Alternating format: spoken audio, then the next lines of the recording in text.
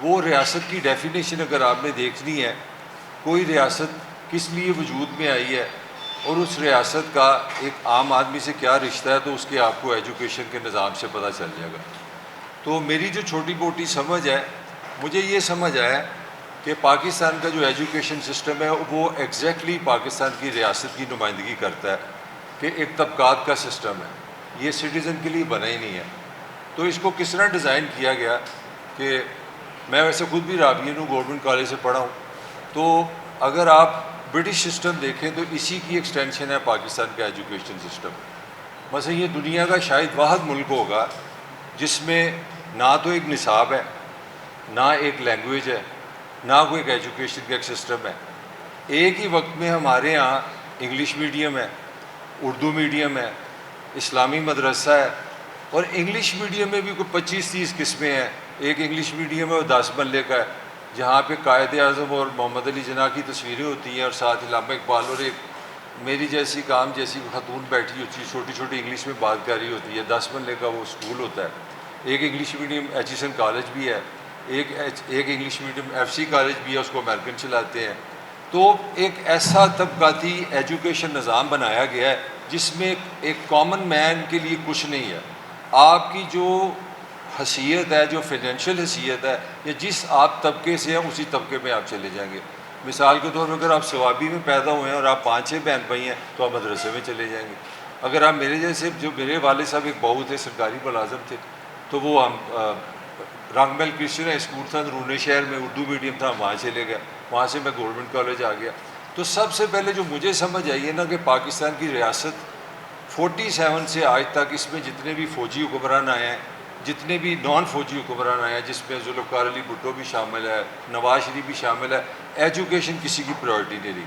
اس کا دوسرا جو ڈیٹے کی وائز یونائٹڈ نیشن کا سٹینڈرڈ ہے، وہ کہتے ہیں کہ کوئی بھی ملک جو ہے جو نارمل ملک ہوگا تو اس سے آپ اندازہ لگا سکتے ہیں کہ پاکستان کو آپ ایک نارمل ریاست کہہ سکتے ہیں کہ نہیں کہہ سکتے۔ 4 سے 6% اس کا جی ٹی پی جو ہے نا، وہ جو اس کی جو مجموعی قومی پیداوار ہے اس کا تعلیم پہ لگانا چاہیے۔ پاکستان جو ہے اس کا ایکسپینس ہے 1.9% of their total G D P, اور اس میں بھی یہاں پہ کرپشن ہے، بیوروکریسی کی انیفیشنسی ہے، وہ ساری چیزیں آپ کے سامنے ہیں۔ تو ہم پوری دنیا میں میرا حال نائجیریا اور افغانستان سے اوپر ہے ایجوکیشن ایکسپینڈنگ میں، سب سے کم یہ ریاست تعلیم پہ خرچ کرتی ہے۔ تو یہ دوسرا میرا آرگومنٹ تھا۔ تیسرا، اس ریاست کی کامیڈی یہ ہے کہ ایک ہی وقت میں یہاں پہ سرکاری سسٹم جو 47 سے رکھا، جو ریاست کے نمائندے اسکول ہیں وہاں پہ ہم نے اردو میڈیم رکھ دیا۔ تو آرام سے ہی آپ نے 1% کو ایک راستہ دے دیا کہ اگر آپ نے سی ایس ایس کرنا ہے تو آپ انگریزی آپ کی اچھی ہوگی تو آپ سی ایس ایس کریں گے، فوج میں جائیں گے تو آپ کی انگلش اچھی ہوگی، اگر آپ ڈاکٹر بننا ہے، انجینئر بننا ہے تو آپ کے سہارا انگلش ہوگا۔ تو اس ریاست نے کانشیسلی 1% کے لیے سارے راستے دے دیے ہیں، 99 کو روک لیا ہے۔ تو یہ میرا تیسرا آرگومنٹ ہے کہ یہاں پہ کامن مین کے لیے کچھ بھی نہیں ہے۔ اس ریاست کے ایجوکیشن سسٹم کا غریب آدمی کے لیے، حالانکہ میرے آئین میں لکھا ہوا ہے کہ ریاست کی ذمہ داری کو آپ کو تعلیم دے، تو 3 کروڑ پاکستانی بچہ جو ہے، جو کہ کینیڈا اور آسٹریلیا کی پاپولیشن کے برابر ہے، وہ اسکول ہی نہیں جاتا۔ تو وہ 3 کروڑ جو بچہ ہے پاکستانی، وہ سارا رول رہا ہے، سڑکوں پہ رول رہا ہے، وہ چائلڈ ابیوز ہو رہی ہے وغیرہ وغیرہ۔ یہاں سے بھی آپ اندازہ لگا سکتے ہیں۔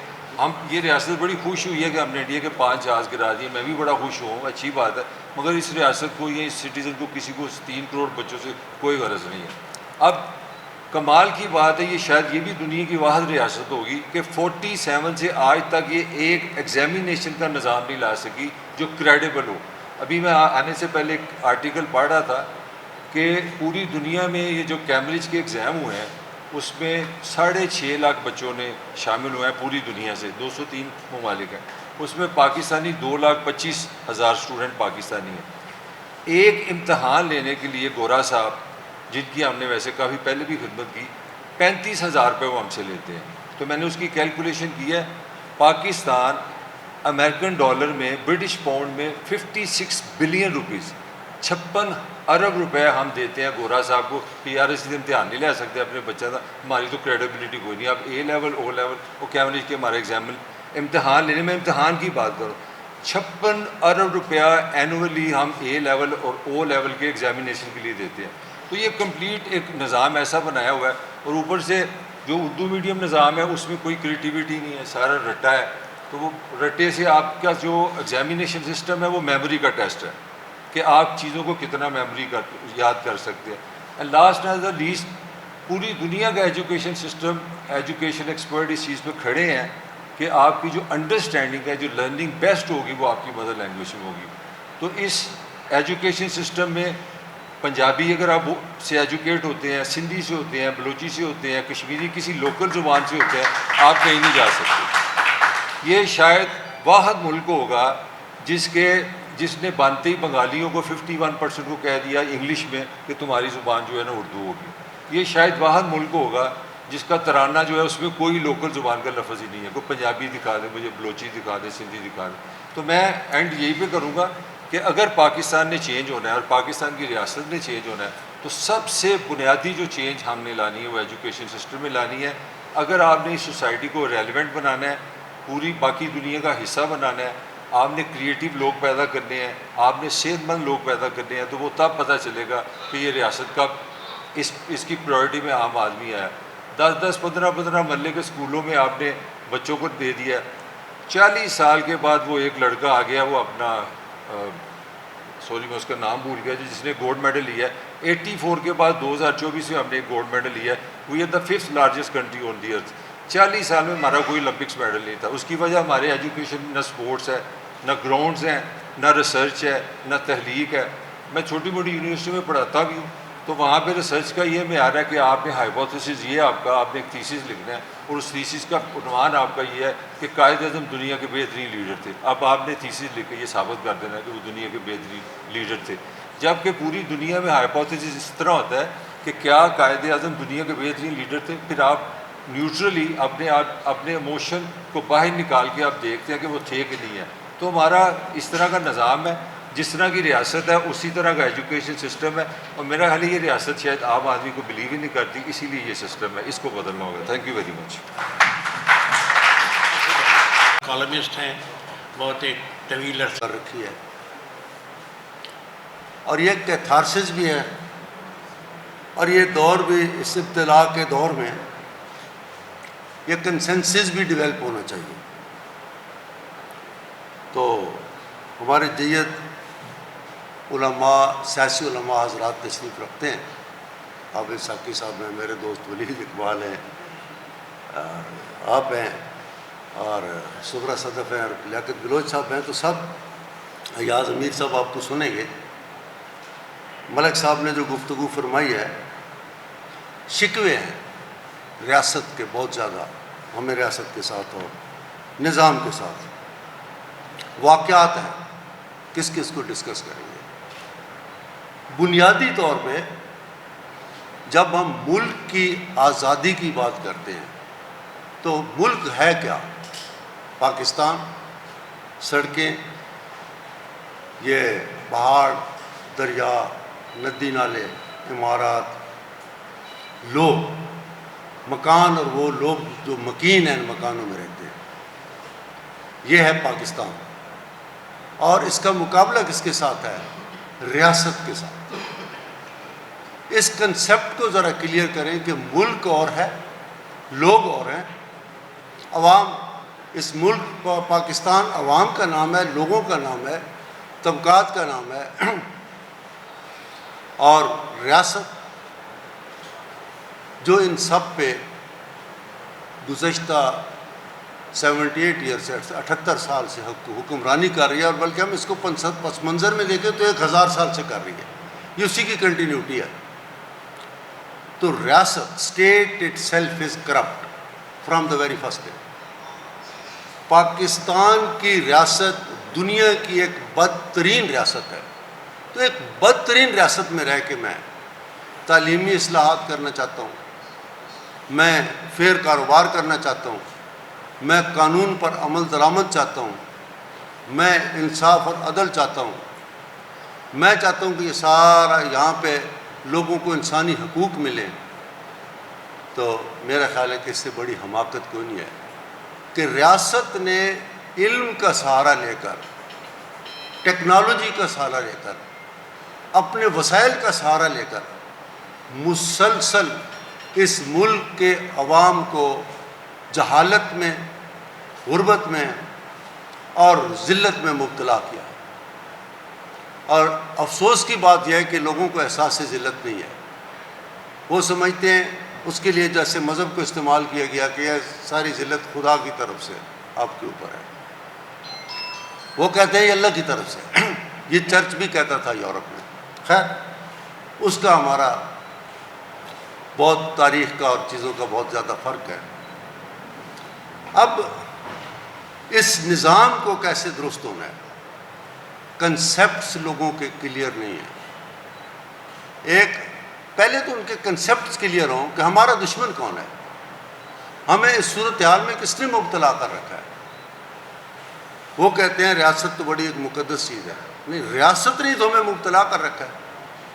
ریاست نے تو ہمیں ان چیزوں میں، اور ریاست کے مقابلہ ہم نے کیسے کرنا ہے؟ شعور کے ساتھ. اور صرف شعور نہیں، شعور تو لوگوں میں موجود ہے. ایک عام آدمی کو بھی پتہ ہے کہ ہمارے ساتھ کیا ہو رہا ہے، امریکہ کیا کر رہا ہے، ہمارے یہ جو ریاست کے پرزے ہیں یہ کیا کر رہے ہیں. اویئرنیس تو بہت ہے.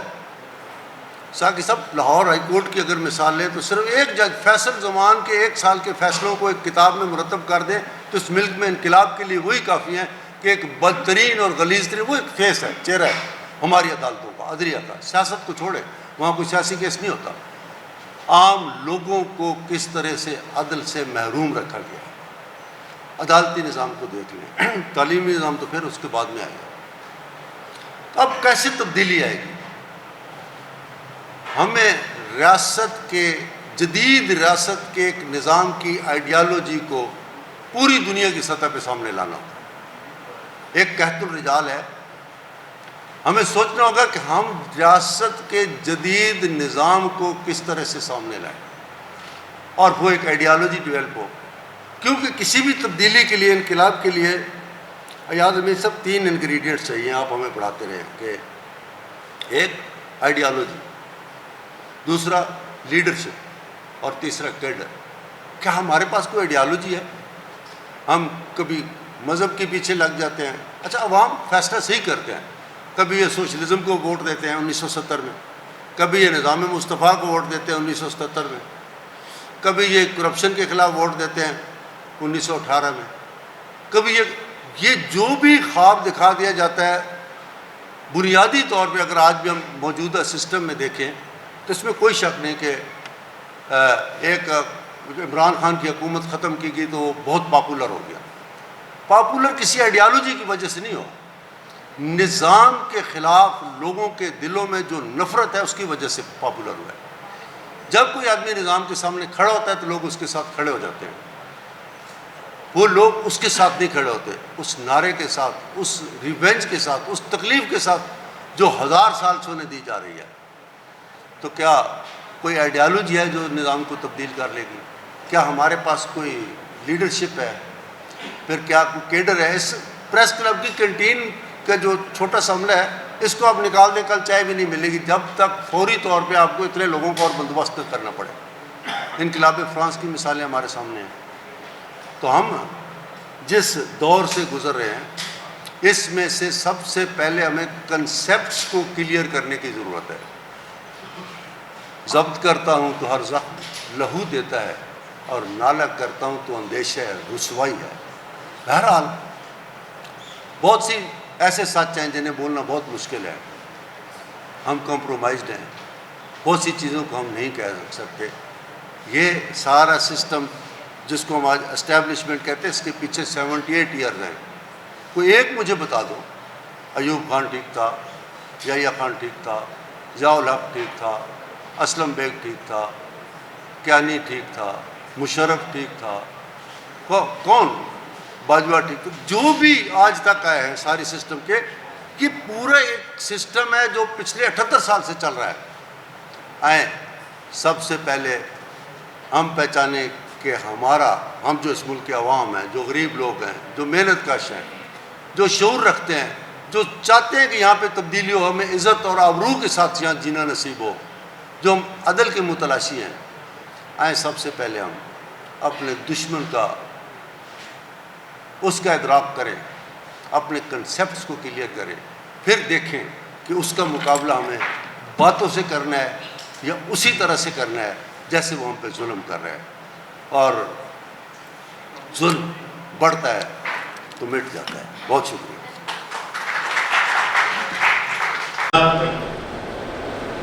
جو انہیں ہمیں قابل احترام سامعین کرام، آج ہم جشن آزادی کے سلسلے میں اکٹھے ہوئے ہیں،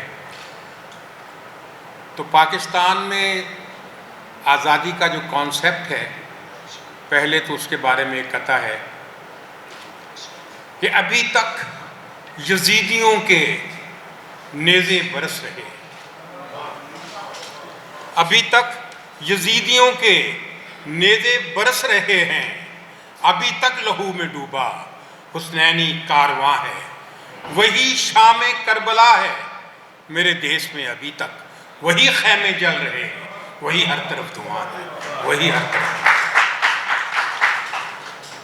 ہم نے چونکہ اپنے اس دور میں شعور سنبھالا جب ملک میں بدترین آمریت تھی، پھر اس کے بعد ہمارے بچوں نے بھی اسی دور میں شعور سنبھالا جب ملک میں بدترین آمریت تھی، تو ہم نے تو آمریت ہی دیکھی ہے، ظلم ہی دیکھا ہے، اور اس کے خلاف بغاوت کرنا ہی سیکھا ہے۔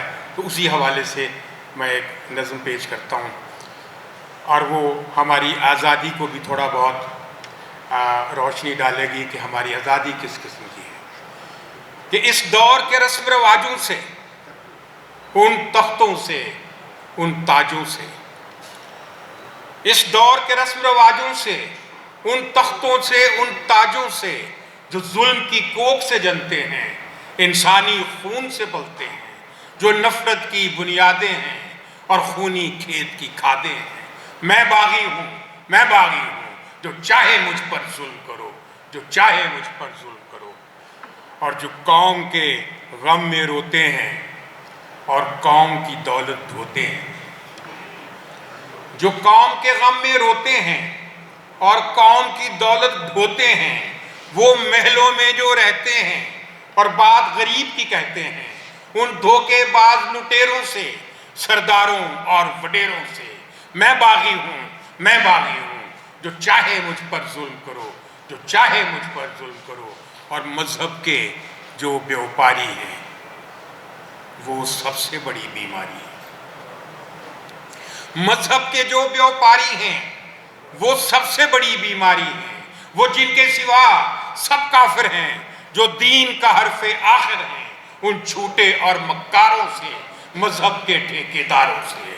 میں باغی ہوں، میں باغی ہوں، جو چاہے مجھ پر ظلم کرو، جو چاہے مجھ پر ظلم کرو۔ اور جہاں جو قوم کے غم میں روتے ہیں، وہ جن کے ہونٹ کی جنبش سے، وہ جن کی آنکھ کی لرزش سے قانون بدلتے رہتے ہیں اور مجرم پلتے رہتے ہیں، وہ جن کے ہونٹ کی جنبش سے، وہ جن کی آنکھ کی لرزش سے قانون بدلتے رہتے ہیں اور مجرم پلتے رہتے ہیں، ان دھوکے باز لٹیروں سے، سرداروں اور وڈیروں سے۔ میں باغی ہوں، میں باغی ہوں، جو چاہے مجھ پر ظلم کرو، جو چاہے مجھ پر ظلم کرو۔ اور جو عورت کو نچواتے ہیں، بازار کی جنس بناتے ہیں، پھر اس کی عصمت کے غم میں تحریکیں بھی چلواتے ہیں، ان ظالم اور بدکاروں سے، بازار کے ان معماروں سے۔ میں باغی ہوں، میں باغی ہوں، جو چاہے مجھ پر ظلم کرو، جو چاہے مجھ پر ظلم کرو۔ اور جہاں سانسوں پر تعزیریں ہیں، جہاں بگڑی ہوئی تقدیریں ہیں، جہاں سانسوں پر تعزیریں ہیں، جہاں بگڑی ہوئی تقدیریں ہیں، ذاتوں کے گورکھ دھندے ہیں، جہاں نفرت کے یہ پھندے ہیں، سوچوں کی ایسی پستی سے، اس ظلم کی گندی بستی سے۔ میں باغی ہوں، میں باغی ہوں، جو چاہے مجھ پر ظلم کرو۔ اور آخری بند ہے کہ میرے ہاتھ میں حق کا جھنڈا ہے، میرے سر پر ظلم کا پھندا ہے۔ میں مرنے سے کب ڈرتا ہوں، میں موت کی خاطر زندہ ہوں۔ میرے ہاتھ میں حق کا جھنڈا ہے، मेरे सर पर जुल्म का फंदा है, मैं मरने से कब डरता हूँ, मैं मौत की खातिर जिंदा हूँ, मेरे खून का सूरज चमकेगा तो बच्चा बच्चा बोलेगा, मैं बागी हूँ, मैं बागी हूँ, जो चाहे मुझ पर चले। ਜੋ ਦੁਨੀਆ ਨੇ इजाज़त ਦਿੱਤੀ। मैं तो हमेशा पंजाबी बोलना चाहनी हाँ, तो क्योंकि मैं पंजाबी हाँ और पंजाबी मेरी ज़बान है। हज़ारां सालों तो मेरे मापे पिछले पंजाबी ने, तो इस धरती नाल मैनूं मुहब्बत है, इहदियां कदरां नाल, तो उन्हां कदरां नूं अगे लैके टुरन दा कोई थोड़ा बहुत चारा करती रहनी हाँ। सब तो पहला तो मैं बड़ी मुबारकबाद पेश करनी हाँ लीडर ग्रुप नूं और अपने सोहणे भरा निक्के भरा अली अहमद ढिल्लों होरां नूं कि जिहड़े बड़े सोहणे इहो ਜਿਹੇ मुकालमे और मुज़ाकरे रखते हैं कि जिन्हां दी अज दे मुआशरे च बड़ी लोड़ है। और फिर एडे सोहणे बंदे जिहड़े स्टेज ते बैठे ने मुख्तलिफ साढ़े तबका फिक्र तो ताल्लुक रखते हैं। तो ज़ाहिर है सब ने ताहिर मलिक साहब की गुफ्तगू बहुत सोहनी सी, उन्होंने बड़ी चंगियां गल्लां कीतियां ते असीं सीख रहे हैं सब कोलों। मेरा क्योंकि ताल्लुक कल्चर नाल है, अदब नाल है, तो इस हवाले नाल मैं गल करांगी। गल्लां तो बड़ियां करनियां चाहिदियां ने, लेकिन मुख्तसर कि पहले तो मैनूं जिहड़ा उनवान है उहदे ते थोड़ा जिहा इतराज़ है। इन्होंने कहा है इलाकाई ज़बानां, तो इलाकाई पंजाबी इलाकाई ज़बान नहीं है, ना पश्तो है, ना बलोची है, ना सिंधी है। ये पाकिस्तानी ज़बानां ने और कौमी ज़बानां ने, क्योंकि पाकिस्तान बनन तो पहला पंजाब, सिंध, KPK और बलोचिस्तान मौजूद सन। तो इन्होंने हज़ारां सालां दा इन्हां दा अदबी और लिसानी विरसा सी। इन्होंने इकट्ठियां रहन दा फैसला किया तो मिल के पाकिस्तान बनाया। पाकिस्तान ने ये ज़बानां नहीं बनाईयां तो ना ही ये सूबे बनाए ने। तो मैं समझनी हाँ कि सानू इन्हों कौमी ज़बानां तस्लीम करना चाहिए। और उर्दू ज़बान जिहड़ी है वो साड़ी राबते की ज़बान है, आपस च गुफ्तगू करन लई साढ़े सारे कौमां लई एक ज़रूरी ज़बान है। जितों तक हुण ताल्लुक है कि क्या साड़ियां जिहड़ियां कौमी ज़बानां ने उन्हां दी तरक्की और उन्हां दे कल्चर की तरक्की मुमकिन हो सकी पाकिस्तान बनन तो बाद कि नहीं। तो बड़ी मायूस कुन सूरत हाल है कि जिहड़ी तरक्की होनी चाहिए सी वो ना हो सकी, इसलिए कि पाकिस्तान बनन तो बाद जिहड़े मामे चाचे बन गए, ठेकेदार बन गए, कुछ उर्दू ज़बान के पिछे पै गए और कुछ इस्लामी तहजीब के पिछे पै गए, इस्लामी कल्चर की नुमाइंदगी करदे होए। क्योंकि सानू एक चाह चढ़ जाता है, सानू बड़ी ख्वाहिश होती है कि हर शय नूं मजहबी टच दईए, भावें सियासतदान होवे, अदाकार होवे, कोई भी समाज का बंदा है वो मजहबी टच दे के अपनी गल नूं मोहतबर बनाना चाहता है। तो ज़बानां के हवाले नाल भी साढ़े कल्चर के हवाले नाल भी ये सब तो वड्डा जुल्म होया कि असीं कहा कि नहीं है जिहड़ा कल्चर पंजाब का कल्चर है तो सिखां का कल्चर है, ये हिंदुआं का कल्चर है, फलानी शय कढ़ दिओ, पतंगबाजी ख़त्म कर दिओ, फलानी कढ़ दिओ। हालांकि कल्चर का कभी किसी मजहब नाल ताल्लुक नहीं होंदा, ज़मीन नाल ताल्लुक होंदा है। और असीं हज़ारां सालों तो इकट्ठे रहे हाँ, पंजाबी बहुते ने, असीं मुसलमान बहुते हाँ, सिख साडे नाल बड़े घट ने, लेकिन असीं सारियां अपनियां जिहड़े वड्डे वड्डे साडे है ने त्यौहार ने असीं चुक के सिखां दी झोली च पा दित्ते ने। वो विसाखी होवे या बाकी भी जड़े कि तुहाडे त्यौहार ने साडे नहीं जी, असीं तो इस्लाम मुसलमान हाँ। अगर सऊदी अरब च ऊँठां की दौड़ होंदी है तो असीं दौड़ लाँगे तो बच्चे निक्के निक्के बिठांगे, वो चीकणगे तो असीं खुश होवांगे तो ऊँट तेज़ दौड़नगे। मतलब है कि फिर सानू चाहिए फिर सऊदी अरब वाला असीं अपना सारा कल्चर लै लेंदे। लेकिन तुसीं देखो जितने भी इस्लामी मुल्क ने, तुर्की का कल्चर देखो, इंडोनेशिया का कल्चर देखो, सब का वखरा कल्चर है। इस तरह भी साडा भी एक खास कल्चर है। और पंजाबी दुनिया की 10वीं या 9वीं वड्डी ज़बान है कि जिन्हों पिछा सुट दिता गया कौमी अमांगी के चक्कर च। वो कौमी अमांगी तो सानू अज तक नज़र नहीं आई, लेकिन अपनी ज़बान तो दूर करन दे नाल पंजाबियों नूं बिल्कुल एक ऐसी कौम बना दिता गया कि जिन्हां दा शऊर नाल फिर ताल्लुक घटदा गया। क्योंकि तुसीं रट्टा लाना शुरू कर दिंदे हो, साडे बच्चों नूं जिहड़ी ज़बान नहीं सी आंदी उहदे च असीं पढ़ाया उन्होंने रट्टा तो ला लिया, लेकिन अंडरस्टैंडिंग नहीं उन्होंने हो सकी। उन्होंने जो कुछ उन्होंने पढ़िया उहदे चों कोई चीज़ इन्वेंट नहीं कर सके, कुछ ईजाद नहीं कर सके। बस पास होए तो पढ़िया, सिविल सर्वेंट बने या और कोई काम किया, अपनी जिंदगी को बेहतर बनाने का एक चारा किया, लेकिन मुल्क लिए कुछ नहीं किया, लोगों लिए कुछ नहीं किया। बड़े घट लोग ने कि जिन्होंने किसी मकसद के तहत जिंदगी गुजारी है। तो मेरा ख्याल है कि असीं अगर जिहदे ड्रामे की गल करने हैं, मौसीकी की गल करने हैं, जिहड़ी भी तुसीं गल करोगे उत्थे नाल ही फतवा लिखिया आ जाएगा कि मौसीकी हराम है, कतल करना हराम नहीं, झूठ बोलना हराम नहीं, बददयानती करना हराम नहीं है। मुल्क जिथे लखां के हिसाब नाल मदरसे ने, तुसीं एक चीज़ मैनूं लिया के दसो मस्जिद च ਜਦੋਂ ਜੁਮਾ ਹੋ ਰਿਹਾ ਹੁੰਦਾ ਗੱਡੀ ਨਹੀਂ ਲੰਘ ਸਕਦੀ। ਇੱਕ ਚੀਜ਼ ਇਸ ਮੁਲਕ 'ਚ ਮੈਨੂੰ ਲਿਆ ਕੇ ਦੱਸੋ ਜਿਹਦੇ 'ਚ ਮਿਲਾਵਟ ਨਾ ਹੋਵੇ। ਕੋਈ ਇੱਕ ਚੀਜ਼ ਤੁਸੀਂ ਲੈ ਕੇ ਨਹੀਂ ਦੇਖ ਸਕਦੇ, ਉਹਦੇ 'ਤੇ ਮਦਨੀ ਪ੍ਰੋਡਕਟ ਵੀ ਲਿਖਿਆ ਹੋਵੇਗਾ ਲੇਕਿਨ ਉਹ ਨਕਲੀ ਚੀਜ਼ ਹੋਵੇਗੀ, ਉਹ ਸ਼ਾਇਦ ਹੋਵੇ ਜੋ ਵੀ ਹੋਵੇ। ਯਾਨੀ ਇਤਨੀ ਇਮਾਨਦਾਰੀ ਦਾ ਜਾਂ ਇਤਨੀ ਤਬਲੀਗ ਦਾ ਇਹ ਅਸਰ ਹੈ ਕਿ ਅਸੀਂ ਇਤਨੀ ਕਿ 2 3 4 5 ਨੰਬਰ ਕੌਮ ਬਣ ਗਏ ਹਾਂ। ਕੋਈ ਵੀ ਸਾਡੇ ਚੰਗਾ ਕੰਮ ਨਹੀਂ, ਲੇਕਿਨ ਅਸੀਂ ਆਪਣੇ ਆਪ ਨੂੰ ਕਹਿ ਨੰਬਰ 1 ਰਹਿੰਦੇ ਹਾਂ, ਦੁਨੀਆ ਦੀ ਬਿਹਤਰੀਨ ਕੌਮ, ਦੁਨੀਆ ਦਾ ਬਿਹਤਰੀਨ ਮੁਲਕ, ਬਿਹਤਰੀਨ ਫੌਜ, ਬਿਹਤਰੀਨ ਸਿਆਸਤਦਾਨ, ਲੇਕਿਨ ਐਜ਼ ਏ ਇਨਸਾਨ ਸਾਡਾ ਜਿਹੜਾ ਉਹ ਮਸਲਾ ਨਹੀਂ ਹੈ। ਤੇ ਹੁਣ ਜਦੋਂ ਮੈਂ ਗੱਲ ਕਰ ਰਹੀ ਸੀ ਕਿ ਮਿਊਜ਼ਿਕ ਦੀ ਗੱਲ ਕਰੋ, ਉਹ ਕਹਿੰਦੇ ਨੇ ਕਿ ਮਿਊਜ਼ਿਕ ਤੇ ਇਸਲਾਮ 'ਚ ਹਰਾਮ ਹੈ। ਵੀ ਬਾਕੀ ਜਿਹੜੀਆਂ ਸਾਰੀਆਂ ਇੱਥੇ ਬੱਚਿਆਂ ਨਾਲ ਜ਼ੁਲਮ ਹੋ ਰਿਹਾ, ਜੋ ਕੁਝ ਹੋ ਰਿਹਾ ਉਹ ਕਿਆ ਇਸਲਾਮ 'ਚ ਹਲਾਲ ਹੈ? ਕੋਈ ਸਜ਼ਾ ਹੀ ਨਹੀਂ ਤੁਸੀਂ ਦੇ ਰਹੇ। ਉਹ ਮੌਸੀਕੀ ਜਿਹੜੀ ਜੰਨਤ 'ਚ ਹਲਾਲ ਹੋਣੀ ਹੈ ਔਰ ਜੰਨਤ 'ਚ ਤੁਸੀਂ ਸੁਣਨਾ ਹੈ, ਉਹ ਮੌਸੀਕੀ ਜਿਹੜੀ ਹੈ ਪਾਕਿਸਤਾਨ 'ਚ ਜਿਹੜੀ ਹੈ ਵੈਸੇ ਹਰਾਮ ਹੈ। ਇਸੇ ਤਰ੍ਹਾਂ ਬਾਕੀ ਡਰਾਮੇ ਤੱਕ ਲੋ, ਕੋਈ ਵੀ ਇਹ ਸਾਰੇ ਜਿਹੜੇ ਆਰਟ ਦੇ ਸਾਰੇ ਸ਼ੋਬੇ ਨੇ ਇਨਸਾਨ ਦਾ ਕਥਾਰਸਿਸ ਕਰਦੇ ਨੇ। ਅਸੀਂ ਡਰਾਮਾ ਤੱਕ ਕਿ ਰੋਂਦੇ ਹਾਂ, ਹੱਸਨੇ ਹਾਂ, ਆਪਣੇ ਖਿਆਲਾਤ ਦਾ ਇਜ਼ਹਾਰ ਕਰਨੇ ਆ, ਆਪਣੇ ਦੁੱਖ ਨੂੰ ਉਹਦੇ ਵਿੱਚ ਮਹਿਸੂਸ ਕਰਨੇ ਆ ਤੇ ਇੱਕ ਨਾਰਮਲ ਇਨਸਾਨ ਬਣਨੇ ਆ। ਜਦੋਂ ਤੁਸੀਂ ਹੱਸਦੇ ਨਹੀਂ, ਰੋਂਦੇ ਨਹੀਂ ਤੇ ਇੱਕ ਪ੍ਰੈਸ਼ਰ ਕੁੱਕਰ ਵੱਢਦੇ ਜਾਂਦੇ ਹੋ ਜਿਹੜਾ ਕਿ ਫਿਰ ਕਿਸੇ ਵੇਲੇ ਫਟ ਜਾਂਦਾ ਹੈ। ਔਰ ਉਹੀ ਸਾਡਾ ਹਾਲ ਹੈ ਕਿ ਸਾਡੇ ਬਰਦਾਸ਼ਤ ਨਹੀਂ, ਕਿਸੇ ਦੀ ਗੱਲ ਨਹੀਂ ਸੁਣਦੇ, ਕਿਉਂਕਿ ਸਾਨੂੰ ਇੱਕ ਸਿਹਤਮੰਦ ਜ਼ਿੰਦਗੀ ਨਹੀਂ ਦਿੱਤੀ ਜਾਂਦੀ। ਹਰ ਤਰਫ ਤੁਸੀਂ ਇੱਥੇ ਇੰਜ ਕਰ ਦਿੱਤਾ, ਤੁਸੀਂ ਤੇ ਬਾਹਰ ਟੁਰ ਗਿਆ, ਤੁਹਾਡੇ ਤੇ ਇਹ ਫਤਵਾ ਲੱਗ ਜਾਏਗਾ, ਤੁਸੀਂ ਇੱਧਰ ਤੱਕ ਲਿਆ। ਤੇ ਮੇਰੇ ਖਿਆਲ ਹੈ ਕਿ ਇਹ ਜਿਹੜੀਆਂ ਸਾਰੀਆਂ ਚੀਜ਼ਾਂ ਨੇ, ਇਹਨਾਂ ਦਾ ਥੋੜ੍ਹਾ ਜਿਹਾ ਸਾਨੂੰ ਅਹਿਸਾਸ ਕਰਨਾ ਚਾਹੀਦਾ ਕਿ ਰੱਬ ਨੇ ਸਾਨੂੰ ਇਨਸਾਨ ਬਣਾ ਕੇ ਭੇਜਿਆ ਹੈ। ਸਾਡੇ ਅਹਿਸਾਸਾਤ ਨੇ, ਜਜ਼ਬਾਤ ਨੇ, ਅਸੀਂ ਹੱਸਣਾ ਹੈ, ਖੇਡਣਾ ਹੈ, ਗਲਤੀਆਂ ਕਰਨੀਆਂ ਨੇ, ਮਾफ़ी ਮੰਗਣੀ ਹੈ, ਕਿ ਅਸੀਂ ਫਰਿਸ਼ਤੇ ਨਹੀਂ ਅੱਲਾ ਨੇ ਬਣਾ ਕੇ ਭੇਜਿਆ ਸਾਨੂੰ। ਅਗਰ ਫਰਿਸ਼ਤੇ ਬਣਾ ਕੇ ਭੇਜਣਾ ਹੁੰਦਾ ਤਾਂ ਫਰਿਸ਼ਤੇ ਬਥੇਰੇ ਸੀ ਜਿਹੜੇ ਹਰ ਵੇਲੇ ਤਸਬੀਹਾਂ ਰੋਲਦੇ ਰਹਿਣ ਔਰ ਨਮਾਜ਼ਾਂ ਪੜ੍ਹਦੇ ਰਹਿਣ। ਨਮਾਜ਼ ਤੇ ਇੱਕ ਦਾਖਲਾ ਹੈ, ਇੱਕ ਸਕੂਲ 'ਚ ਦਾਖਲਾ ਹੈ, ਉਸ ਤੋਂ ਬਾਅਦ ਕੀ ਕਰਨਾ ਹੈ ਤੁਸੀਂ? ਅਮਲ ਵੱਲ ਧਿਆਨ ਨਹੀਂ, ਸਿਰਫ ਇਹ ਪੜ੍ਹ ਲਓ ਤੇ ਜੰਨਤ ਮਿਲੇਗੀ, ਇਹ ਪੜ੍ਹ ਲਓ ਤੇ ਫਲਾਣੀ ਸ਼ੈ ਮਿਲੇਗੀ। ਵੀ ਦੁਨੀਆ ਨੂੰ ਵੀ ਤਾਂ ਜੰਨਤ ਬਣਾਉਣਾ ਹੈ, ਇਹਨੂੰ ਵੀ ਤਾਂ ਰਹਿਣੇ ਦੇ ਕਾਬਲ ਬਣਾਉਣਾ ਹੈ ਨਾ। ਹਰ ਵੇਲੇ ਤੁਸੀਂ ਅਗਲੀ ਦੁਨੀਆ ਦਾ ਸੋਚ ਰਹੇ ਹੋ। ਤੇ ਇਹ ਸਾਰੀਆਂ ਚੀਜ਼ਾਂ ਨੇ ਸਾਡੇ ਕਲਚਰ ਨੂੰ, ਸਾਡੇ ਜਿਹੜੀ ਜ਼ਬਾਨ ਨੂੰ ਬੜਾ ਨੁਕਸਾਨ ਪਹੁੰਚਾਇਆ। ਸਾਡੇ ਇਸ ਦੋਗਲੀ ਪਾਲਿਸੀ ਨਾਲ ਰਿਆਸਤ ਵੀ ਹਮੇਸ਼ਾ ਉਹਨਾਂ ਮਜ਼ਹਬੀ ਠੇਕੇਦਾਰਾਂ ਦੇ ਨਾਲ ਰਲੀ ਰਹਿੰਦੀ ਹੈ, ਸਿਆਸਤਦਾਨ ਵੀ ਰਲੇ ਰਹਿੰਦੇ ਨੇ। ਕੋਈ ਬੰਦਾ ਉੱਥੇ ਗੱਲ ਨਹੀਂ ਕਰਦੀ, ਇੱਕ ਹਜੂਮ ਉੱਠ ਕੇ ਇੱਕ ਬੰਦੇ 'ਤੇ ਇਲਜ਼ਾਮ ਲਾ ਕੇ ਉਹਨੂੰ ਮਾਰ ਛੱਡਦਾ, ਕਿਸੇ ਕ੍ਰਿਸਚੀਅਨ ਨੂੰ, ਕਿਸੇ ਨੂੰ। ਕੋਈ ਰਿਆਸਤ ਨੇ ਕਦੇ ਅੱਜ ਤੱਕ ਕਿਸੇ ਨੂੰ ਸਜ਼ਾ ਦਿੱਤੀ ਹੈ? ਨਹੀਂ ਸਜ਼ਾ ਦਿੰਦੀ। ਇਸ ਲਈ ਕਿ ਜਿਹਦਾ ਦਿਲ ਕਰਦੇ ਨਿੱਕੀਆਂ ਨਿੱਕੀਆਂ ਮਸਜਿਦਾਂ ਬਣਾਈਆਂ ਨੇ, ਕੋਈ ਕਾਨੂੰਨ ਨਹੀਂ। ਤੇ ਮੇਰੇ ਖਿਆਲ ਹੈ ਸਾਨੂੰ ਆਪਣੇ ਕਲਚਰ 'ਤੇ ਤਵੱਜੋ ਦੇਣੀ ਚਾਹੀਦੀ ਹੈ। ਅਸੀਂ ਕਲਚਰ ਲਈ ਇੱਕ ਦੁਨੀਆ ਦੀ ਬੜੀ ਵੱਡੀ ਕੌਮ ਸਾਂ ਔਰ ਉਸੇ ਕੌਮ ਨੂੰ ਦੁਬਾਰਾ ਤੋਂ ਅਗਰ ਆਪਣੇ ਕਲਚਰ ਦੇ ਮੁਤਾਬਕ ਜ਼ਿੰਦਾ ਰਹਿਣ ਦੀ ਇੱਕ ਇਜਾਜ਼ਤ ਦਿੱਤੀ ਜਾਏ ਤਾਂ ਅਸੀਂ ਬੜੇ ਅੱਛੇ ਇਨਸਾਨ ਬਣ ਸਕਨੇ ਹਾਂ। ਔਰ ਅਗਰ ਅੱਛਾ ਪੰਜਾਬੀ ਹੋਵੇਗਾ ਤਾਂ ਅੱਛਾ ਪਾਕਿਸਤਾਨੀ ਵੀ ਹੋਵੇਗਾ, ਔਰ ਅਗਰ ਅੱਛਾ ਪੰਜਾਬੀ ਨਹੀਂ ਤਾਂ ਫਿਰ ਅੱਛਾ ਪਾਕਿਸਤਾਨੀ ਵੀ ਨਹੀਂ ਹੋ ਸਕਦਾ। ਇਸ ਲਈ ਲੋਕਾਂ ਨੂੰ ਆਪਣੇ ਕਲਚਰ ਦੇ ਮੁਤਾਬਕ ਜ਼ਿੰਦਾ ਰਹਿਣ ਦਿਓ।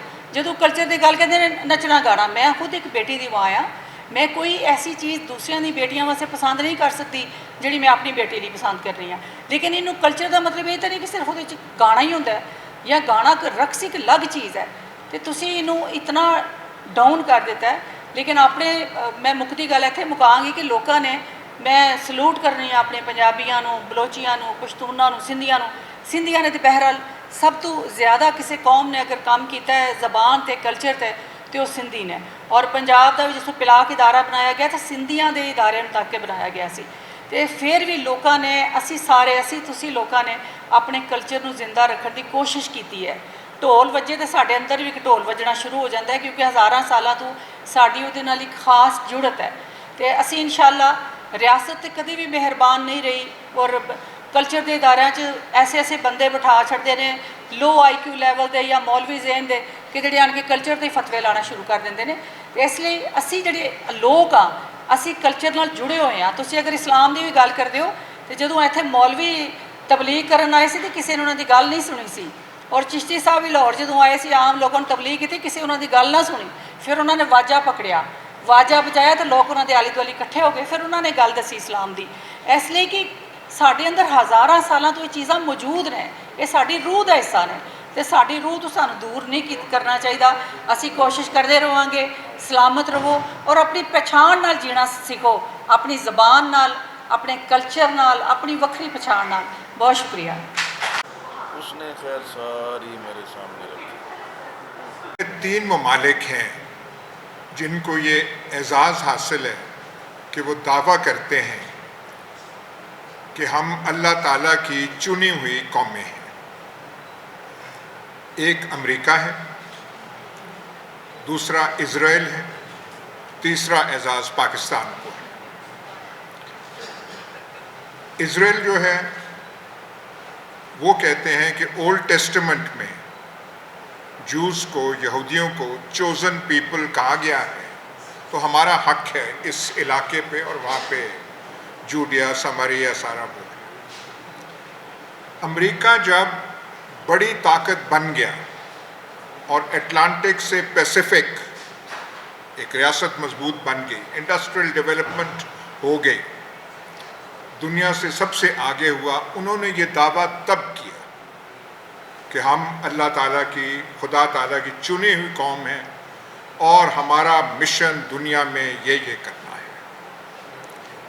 ہمارا جو اعزاز یہ ہے کہ ملک بنتے ہی کچھ نہ کیے بغیر ہم نے یہ کہہ دیا کہ یہ کسی خاص مقصد کے لیے ملک بنا تھا اور اللہ تعالیٰ کا کوئی ہمارے بننے میں راز ہے۔ ابھی تک انتظار ہے کہ کوئی بتا دے کہ کون سی چیزیں جو ہیں یہاں پہ جو ہے وہ پوری ہونی ہے۔ صرف ایک گزارش ہے، اس ملک کو تھوڑا رہنے دیں، تھوڑا نارمل رہنے دیں۔ جنون کبھی کسی چیز کا آتا ہے، کبھی کسی چیز کا آتا ہے۔ یہی جو چیز ہے کہ ہم خاص مقصد کے لیے اس ملک کو بنایا گیا تھا۔ جب جنون افغانستان چڑھا ہوا تھا تو ہمارے مرحوم جیسے دوست تھے لیفٹیننٹ جنرل حمید گل صاحب، وہ کہا کرتے تھے، اور پورے تب ایک مکتبہ فکر تھا، بہت طاقتور مکتبہ فکر، کہ یہ دیکھیں یہاں پہ تکمیل پتہ نہیں کیا ہو رہا ہے افغانستان میں، اور یہاں سے جا کے پھر کیا ہوگا اور پھر کیا ہوگا۔ کالمسٹ ہیں، بہت ایک طویل عرصے انتہائی غریب شخص ہوتے ہیں،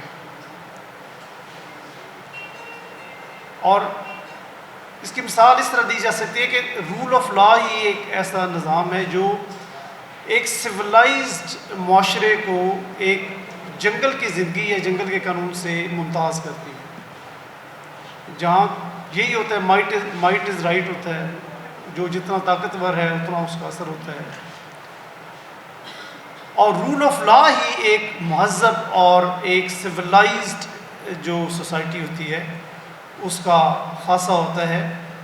اور ایک معاشرہ کتنا سویلائزڈ ہے اس کا جو ہے جانچنے کے لیے یہی ایک پیمانہ ہم بنا سکتے ہیں کہ کتنا رول آف لا ہے وہاں پہ۔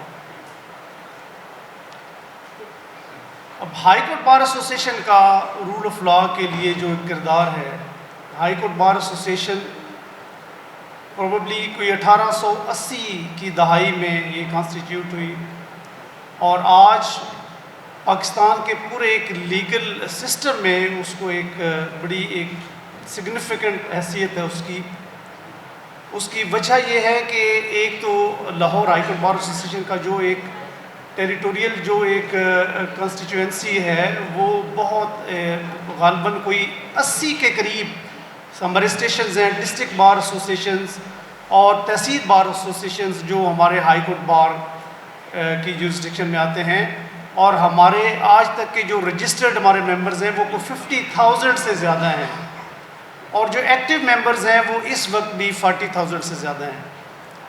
تو اس لحاظ سے چونکہ ایک ہائی کورٹ بار ایسوسیشن ایک آٹونومس باڈی ہے جو کسی کے تابع نہیں بلکہ انڈیویجولی ایک اپنا رول پلے کرتی ہے، اور وہ ایکٹیولی رول پلے کرتی ہے، ایک کلیکٹیو وائس ان تمام اپنے ممبرز کی جو ہے وہ اس کے طور پر کام کرتی ہے۔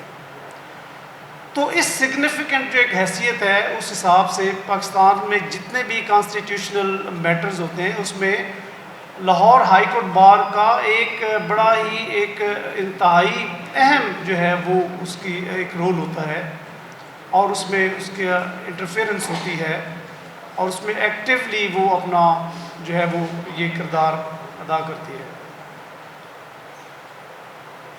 اور جو Lahore high court bar association کے جو کور آبجیکٹیوز ہیں اس میں ون آف دی آبجیکٹیو یہ ہے کہ رول آف لا کو پروموٹ کرنا اس کو انشور کرنا، اس کے لیے آواز اٹھانا، اس کے لیے ایڈوکیسی کرنا one of the core objectives میں ہے۔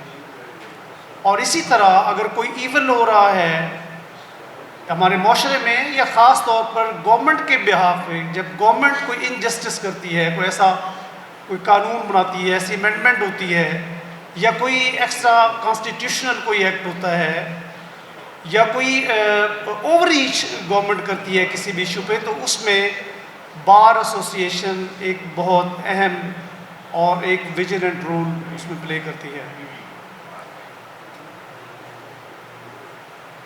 اور آج کل میں بتاؤں کہ جو ہمارے بہت ہی کی ایشوز ہیں، جس میں 26 امینڈمنٹس خاص طور پر بہت زیادہ ڈسکس ہوتی ہے، جس طرح یہ پاس کروائی گئی اور اس کے نتیجے میں جس طرح آئین اور اس کی روح، بنیادی جو اس کی روح ہے، اس کو تبدیل کیا گیا، اس میں امینڈمنٹس کی گئی جس طرح، جو کہ جتنی آج تک امینڈمنٹس ہوئی ہیں سب سے زیادہ کنٹروورشل جو ہے وہ 26ویں امینڈمنٹ ہے۔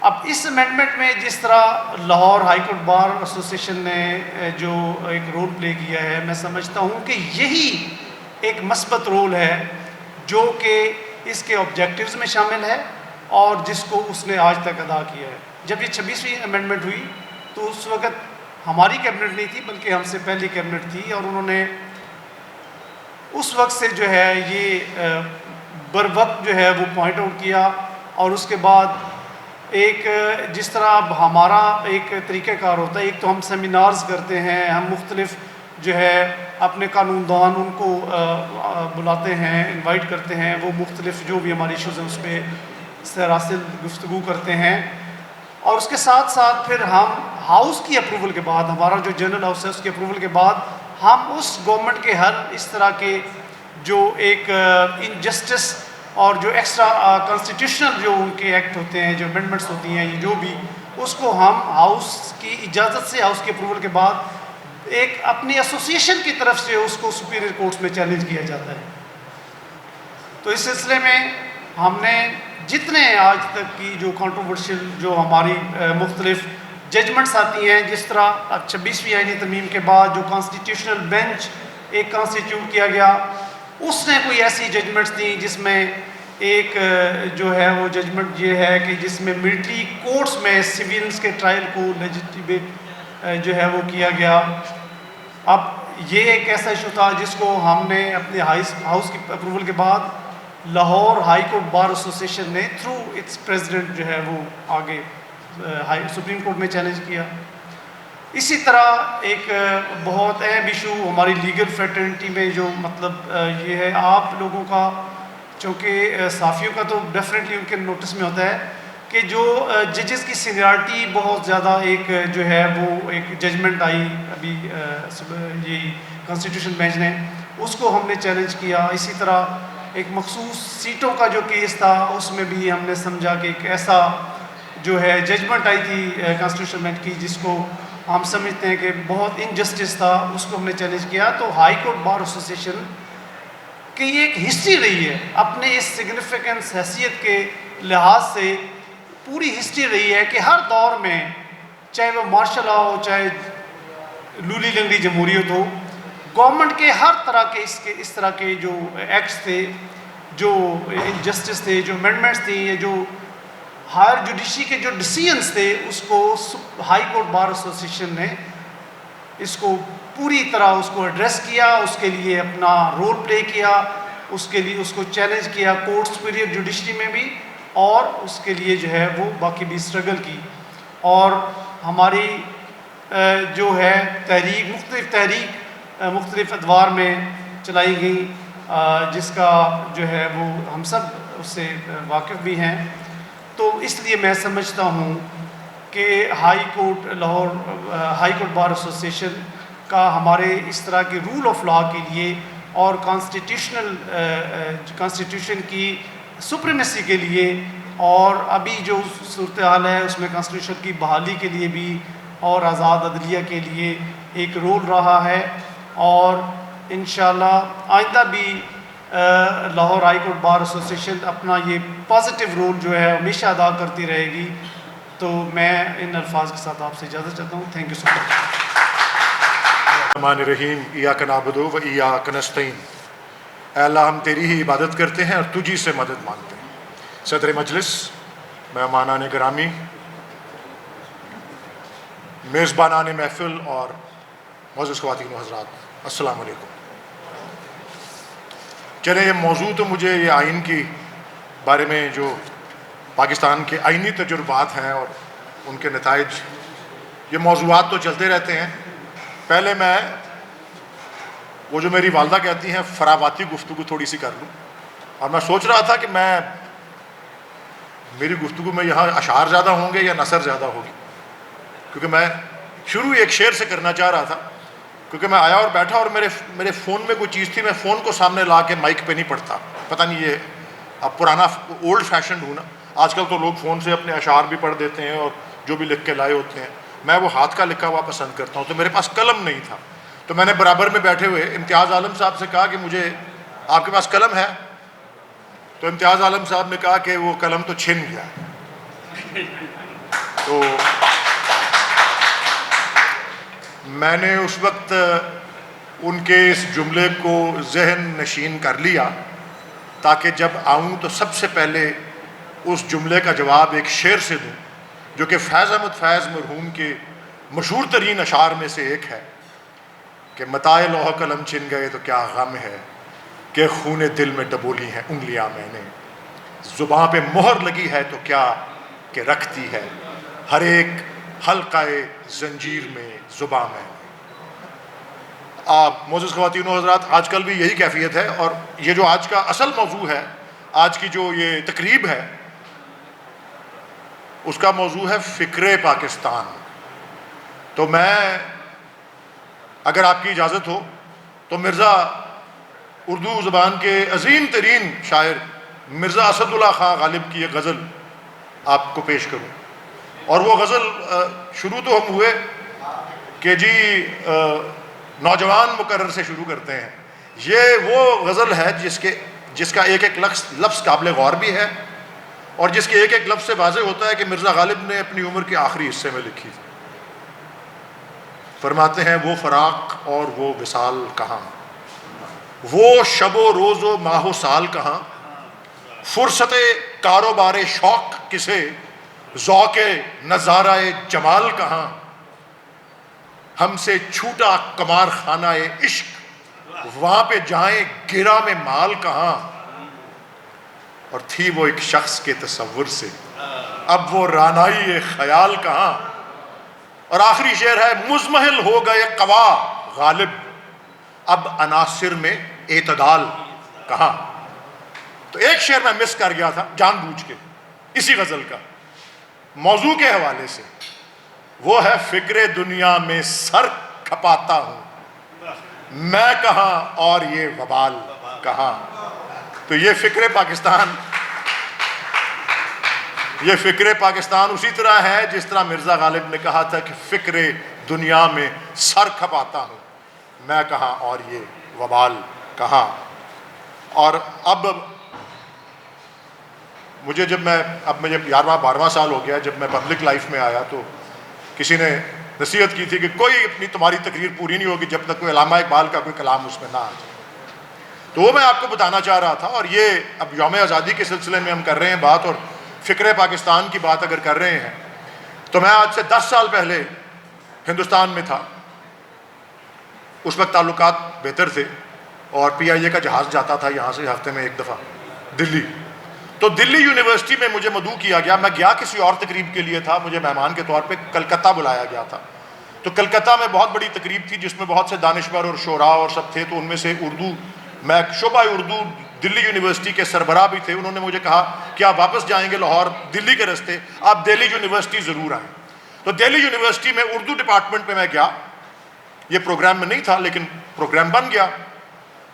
تو وہاں کلاس روم میں اردو کے شعبے کے تمام جو پروفیسرز تھے ان سے تھوڑی گفتگو کر لی، خطاب کر دیا، علامہ اقبال کے بارے میں کچھ باتیں کی، پاکستان کے بارے میں، اردو کے بارے میں باتیں کر کے ہم سٹاف روم میں چائے پینے بیٹھے. تو میرے میزبان اور میں بیٹھے تھے اور ارد گرد ہم سارے وہ پروفیسرز بیٹھے ہوئے تھے، اور ہر پروفیسر نے یہ ضروری سمجھا کہ شروع بس ایسے ہی بات ہو گئی، کسی پروفیسر نے کہا کہ دیکھیں کیا خوبصورت شعر ہے مرزا غالب کا، وہ شعر پڑھ دیا۔ اگلے پروفیسر نے، اب وہ ٹرینڈ چل گیا، اگلے پروفیسر نے کہا کہ کیا خوبصورت شعر ہے میر تقی میر کا، فلاں انہوں نے شعر پڑھ دیا۔ تیسرے پروفیسر نے کیا نواب مرزا داغ دہلوی کا شعر ہے، فلاں شعر کیا خوبصورت شعر ہے۔ چوتھے نے کہا کہ حیدر علی آتش کا فلاں شعر کیا خوبصورت شعر ہے۔ پھر آگے اسی طرح کوئی میر تقی میر ہو گئے، وہ نذیر اکبر آبادی ہو گئے، اس طرح سے کرتے کرتے 10-12 پروفیسرز نے کوئی نہ کوئی شاعر کا نام اور کوئی نہ کوئی شعر پڑھ کے یہ کہہ دیا کہ جی کیا خوبصورت شعر ہے۔ اور میں چپ بیٹھا تھا، میزبان جو سربراہ تھے اردو کے ڈپارٹمنٹ کے وہ بھی چپ بیٹھے تھے۔ تو جب سارے پروفیسرز نے بول لیا تو میرے میزبان نے یہ کہا، میں نے نہیں کہا، انہوں نے کہا آپ سب حضرات نے بہت بڑے عظیم شعراء کی بہت معروف کلام یہاں پر پڑھا ہے، لیکن فرماتے ہیں کہ مجھے ایک نظم اس سے زیادہ خوبصورت لا کر دے دیں کہ جتنی کہ علامہ اقبال کی لب پہ آتی ہے دعا بن کے تمنا میری۔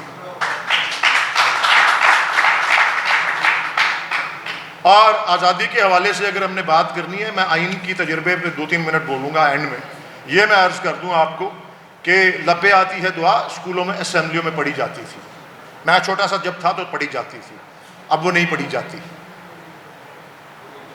قومی ترانہ ہو جاتا ہے، تلاوت ہو جاتی ہے اور برخاست ہو جاتے ہیں صبح اسمبلی میں۔ مجھے یاد ہے روز ہم لب پہ آتی ہے دعا پڑھا کرتے تھے، اور اس کو جب ہماری حکومت تھی، عمران خان پرائم منسٹر تھے، میں اس وقت سینٹ میں آیا تو میں وزیر داخلہ کو ملنے گیا، آج کل پتہ نہیں کہاں ہے، ان کا نام بریگیڈیئر وہ جو سیخو پورے سے تعلق رکھتے ہیں، اعجاز شاہ۔ میں اعجاز شاہ صاحب کے پاس گیا، وزیر داخلہ اس وقت تھے، بعد میں آئی تھنک کوئی اور بن گئے، لیکن وہ اس وقت وزیر داخلہ تھے۔ میں نے کہا سر یہ میں، اور بہت سے لوگوں نے یہ فرمائش کی ہوئی تھی کہ سر آپ وزیر داخلہ ہیں، آپ کے نیچے سارا اسلام آباد کی ٹیریٹری آتی ہے، آپ یہ چھوٹی سی درخواست ہے کہ آپ سب اسکولوں میں یہ حکم جاری کر دیں کہ لب پہ آتی ہے دعا بن کے تمنا میری پڑھا جائے۔ تو اعجاز شاہ صاحب نے آگے سے کہا ہاں ٹھیک ہے جی بڑی اچھی ہے، لیکن اور ان کو ایک قلم کی جنبش سے یہ حکم جاری کر دیتے کس نے برا منانا تھا، نہیں مجھے کہتے ہیں اچھا بیٹا، یا جو بھی انہوں نے کہا سینیٹر صاحب ٹھیک ہے جی یہ بات اچھی ہے، لیکن پہلے میں پرائم منسٹر سے اجازت لوں گا، اور پرائم منسٹر آج کل فلاں فلاں فلاں اس میں بزی ہیں، وہ اس سے فارغ ہوں گے 10-15-20 دن بعد، پھر میں یہ بات کروں گا۔ وہ دن اور آج کا دن، میں نے کہا تھا اسلام آباد میں شروع کرا دیں تو یہی چیز مثال ایک قائم ہوگی، وہاں پہ عثمان بزدار صاحب کے پاس لاہور میں جا کے پنجاب میں بھی کرا دیں گے، اور سب دیکھا دیکھی یہ شروع کر دیں گے۔ اور اس کی وجہ یہ ہے کہ ہمیں سبق کیا دیتی ہے وہ نظم، بچپن میں بھی ہم پڑھتے تھے، کبھی غور کیا یا نہیں کیا، 5 اس میں بڑے اچھے اسباق ہیں۔ نمبر 1 کہ جی ایسی شمع، کون سی وہ تمنا ہے جو بچے کے لبوں پہ دعا بن کے آتی ہے کہ مجھے شمع کی صورت دے دے جس کے دم سے دنیا کا اندھیرا دور ہو جائے اور جس کے چمکنے سے ہر طرف اجالا ہو جائے۔ یہ پہلا اس میں پیغام اور پہلی دعا ہے کہ شاید وہ فارسی کا مقولہ ہے جس کی یہ ایک طرح سے تشریح ہے کہ قصب کمال کن کے عزیز جہاں شوی، دنیا کا اندھیرا میرے دم سے دور ہو جائے اور میرے چمکنے سے ہر طرف اجالا ہو جائے، ایسی شمع کا مجھے روپ دے، اور مجھ سے کوئی ایسا عظیم کارنامہ سر انجام کروا کہ میں اپنے ملک کے لیے اسی طرح باعث فخر بنوں کہ جس طرح ایک پھول چمن کے لیے باعث فخر ہوتا ہے، وہ میرے دم سے یوں ہی میرے وطن کی زینت جس طرح پھول سے ہوتی ہے چمن کی زینت، ملک کا نام روشن کرو کوئی عظیم کام کر کے۔ اور پھر ایک طرف شمع بننے کی تمنا، دعا، سبق، ایک طرف پروانہ بننے کا۔ کون سا پروانہ؟ کہ جس کو علم کی شمع سے محبت ہو۔ یہ تیسرا پیغام ہے کہ علم کی شمع سے محبت کرو، علم حاصل کرو، پنگوڑے سے قبر تک علم حاصل کرو، چاہے تمہیں چین بھی جانا پڑے۔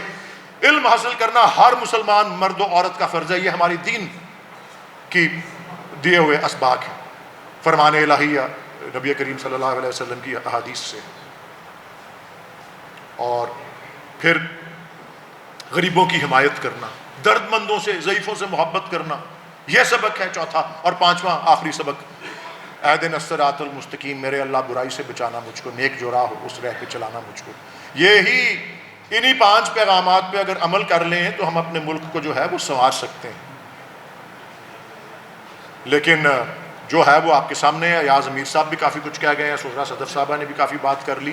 اور یہ جو آئینی تجربات کے حوالے سے آخر میں نے کہا تھا نا موضوع پہ آ جاؤں گا فراواتی گفتگو کرنے کے بعد, تو مجھے یاد آتی ہے 11 اگست 1937 کو حضرت قائد اعظم کی تقریر, جس کے بہت سے, اور قائد اعظم کی تقاریر کی ایک چھوٹی سی پیمفلٹ میرے پاس ہے جو میں نے بڑی چھوٹی عمر سے پڑھنی شروع کی ہوئی تھی. اس میں کوئی 15-20 تقریریں ہیں قائد اعظم کی بطور پاکستان کے سربراہ مملکت. ایمان سے وہ 20 صفحے تک کی, اس میں 15-16 تقریریں ہیں اور 20 صفحے تک کی کتاب نہیں ہے. وہ قائد اعظم کی ہر تقریر جو تھی وہ 3 سے 5 منٹ کی ہوتی تھی, اور اصل بات یہ ہے کہ 3 سے 5 منٹ میں آپ ساری بات کر سکتے ہیں. وہ 11 اگست کی تقریر بھی 1 صفحے پہ آ جاتی ہے, اور اس میں ایک اہم جملہ جو ہے وہ کیا ہے انگریزی میں, جس کے لیے میں نے قلم مانگی تھی امتیاز عالم صاحب سے, انہوں نے کہا چھن گئی ہے. قائد اعظم نے کہا تھا مائی گائیڈنگ پرنسپل, کیونکہ وہ انگریزی میں ایک تقریر تھی, my guiding principle will be justice and complete impartiality, and I am sure that with your support and cooperation I can look forward to Pakistan becoming one of the greatest nations in the world. تو کیا قائد اعظم نے کہا اردو میں, اس کا ترجمہ یہ ہے کہ میرا رہنما اصول انصاف اور مکمل غیر جانبداری ہے, اور اپنی دستور سار اسمبلی سے کہتے ہیں کہ آپ کی حمایت اور آپ کے تعاون کے ساتھ میں اس بات کی توقع کر سکتا ہوں کہ پاکستان دنیا کی عظیم ترین اقوام میں شمار کیا جائے گا. کن بنیادی اصولوں پر؟ انصاف اور مکمل غیر جانبداری. اور وہ دن اور آج کا دن, وہ جو آئینی تجربے ہوئے, 56 کا آئین جو ہے وہ بنا اور 58 میں اس کو توڑ دیا گیا, 62 کا آئین ایک شخص نے, فرد واحد نے جاری کیا, جس کے بارے میں حبیب جالب مرحوم نے کہا تھا کہ ایسے دستور کو, صبح بے نور کو میں نہیں مانتا, میں نہیں جانتا. اور تم نے لوٹا ہے صدیوں سے, تم نے لوٹا ہے صدیوں ہمارا سکون, اب نہ ہم پر چلے گا تمہارا فسوں.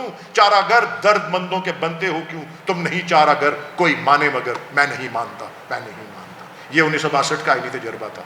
اور 1973 کا, اور خاص طور پہ 1973 کے آئین کے بارے میں میں آپ کو عرض کرنا چاہتا ہوں کہ جو بھی اس کے ساتھ تجربے ہوئے, پہلے جنرل ضیاء الحق نے 8ویں ترمیم کر کے اس کو پارلیمانی نظام سے صدارتی, یعنی کہ سارے کے سارے اختیارات جو ہیں وہ اپنے پاس رکھے, اور ساری کی ساری ذمہ داری کابینہ کے اوپر اور اسمبلی کے اوپر اور پرائم منسٹر کے اوپر ڈال دی.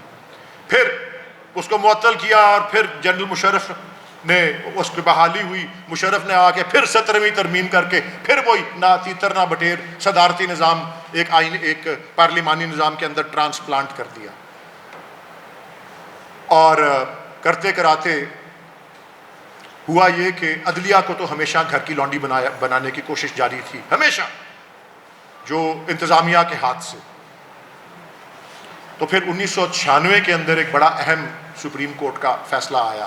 سجاد علی شاہ اس وقت چیف جسٹس تھے, جو کہ الجہاد ٹرسٹ یا Al Jihad trust versus federation of Pakistan, اس کا ویسے نام جو جانا جاتا ہے وہ ہے ججز کیس. اور اس میں یہ, کیونکہ آئین میں اس وقت یہ لکھا ہوا تھا کہ ججوں کے تقرر صدر اور گورنر اس متعلقہ صوبے کے کریں گے چیف جسٹس سے مشاورت کے بعد.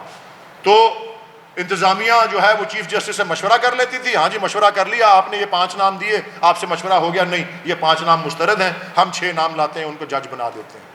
تو اس وقت یہ فیصلہ ہوا کہ نہیں, عدلیہ اپنی تقرریاں خود کرے گی, اور عدلیہ کی تقرری میں فائنل سے چیف جسٹس کی ہوگی, چیف جسٹس آف پاکستان یا چیف جسٹس اس متعلقہ ہائی کورٹ کا جس کا وہ جج بننا تھا, جس کے جج کا تقرر ہونا ہے.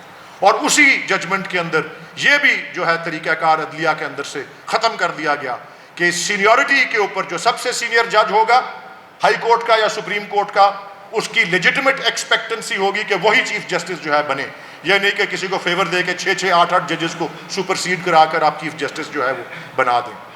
اور یہ پہلا صحیح مثبت اقدام تھا ہماری عدلیہ کی آزادی کا. جب وہ فیصلہ ہو گیا تو عدالتی تقرریوں کا اور پھر اس کے علاوہ انٹرنل ڈسپلن جو عدلیہ کا ہے، اور اسی لیے عدلیہ کی آزادی ہمارے آئین کے 4 بنیادی ستون میں سے ایک بنی. کیا وہ 4 بنیادی ستون ہیں؟ فیڈرلزم یا وفاقی نظام، پارلیمنٹری فارم آف گورنمنٹ یا پارلیمانی نظام، انڈیپینڈنس آف دا جوڈیشری تیسرا ستون، اور چوتھا اسلامک پروویژنز. یہ محمود خان اچکزئی کیس کے اندر پہلی دفعہ وضع ہوا تھا. یہ 1987 یا 88 کی ججمنٹ ہے یا 90 کی. اور پھر اسی کو آگے مزید بہت سے کیسز میں، ظفر علی شاہ کیس میں بھی یہی 4 ستون آئین کے بتائے گئے. اور اس کے بعد سندھ ہائی کورٹ بار ایسوسی ایشن والا کیس بھی آیا، اس میں بھی یہی وضع کیے گئے 4 اصول.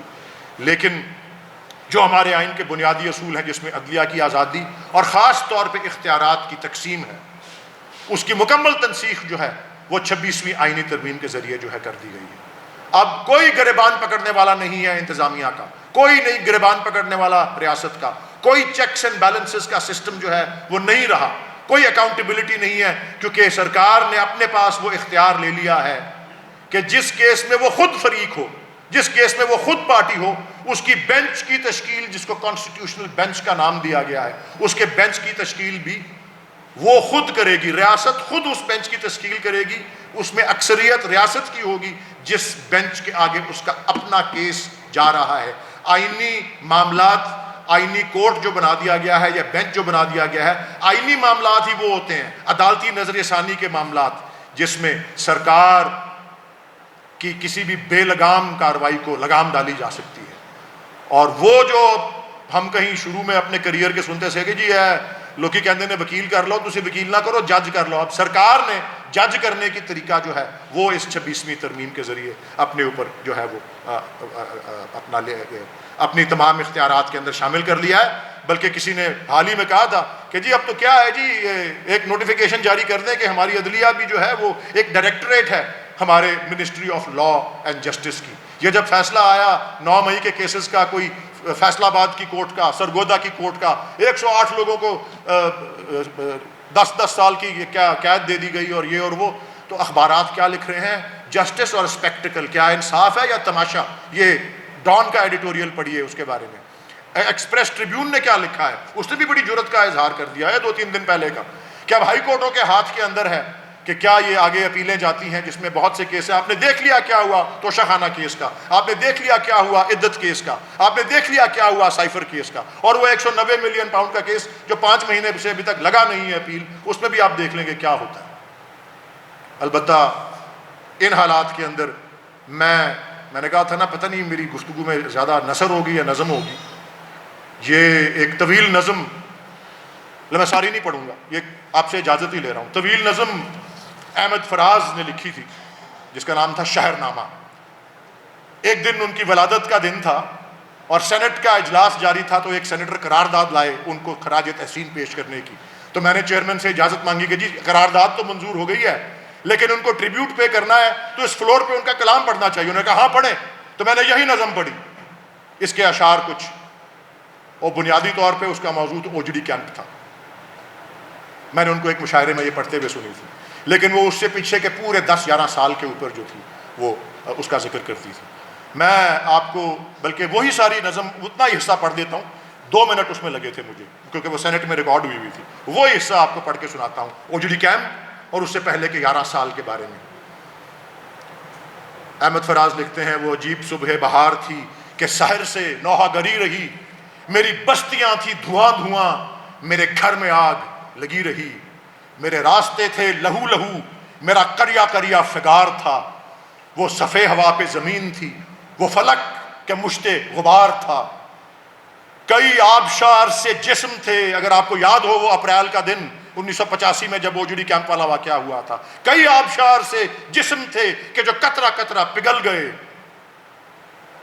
کئی آبشار سے جسم تھے کوئی کہ جو قطرہ قطرہ پگھل گئے، کئی ہونہار طلسم تھے جنہیں گرد باد نگل گئے. یہ جو سنگریزوں کے ڈھیر ہیں یہاں موتیوں کی دکان تھی، یہ جو سائبان دھوئیں کے ہیں یہاں بادلوں کی اڑان تھی، یہاں روشنی ہے کھنڈر کھنڈر، یہاں کمکموں سے جوان تھے، یہاں چونٹیاں ہوئیں خیمہ زن، یہاں جگنوؤں کے مکان تھے. اور یہ حصہ میں نے پڑھنا تھا، بلکہ میں شروع کے اشعار پڑھ گیا تاکہ آپ OGD کا منظر بھی آپ کے سامنے آ جائے. میں نے یہاں سے یہ بات شروع کرنی تھی. میری عدلگاہوں کی مصلحت میرے قاتلوں کی وکیل ہے. یہ آج کی منظر کشی بھی یہی ہے. میری عدلگاہوں کی مصلحت میرے قاتلوں کی وکیل ہے. میری خانقاہوں کی منزلت میری بزدلی کی دلیل ہے. یہاں سب کے نرخ جدا جدا، اسے مول لو، اسے تول جو. یہاں سب کے نرخ جدا جدا، اسے مول لو، اسے تول دو. جو طلب کرے کوئی خون بہا تو دہن خزانے کا کھول دو. وہ جو سرکشی کا ہو مرتکب اسے کمچیوں سے زبوں کرو. کہیں خلق شہر ہو مشتعل اسے گولیوں سے نگوں کرو. مگر ایسے ایسے غنی بھی تھے اسی قحط زار دمشق میں جنہیں کوئے یار عزیز تھا، جو کھڑے ہیں مقتل عشق میں. سو لہو کے جام انڈیل کر میرے جا فروش چلے گئے. وہ سکوت تھا سرے میکدہ کہ وہ خم بدوش چلے گئے. اسی عرصہ شب تار میں یوں ہی ایک عمر گزر گئی. کبھی روز وصل بھی دیکھتے، یہ جو آرزو تھی سو مر گئی. یا کئی حشر بپا ہوئے پر کوئی بھی روز جزا نہیں. یہاں زندگی بھی عذاب ہے، یہاں موت میں بھی شفا نہیں. پاکستان زندہ باد.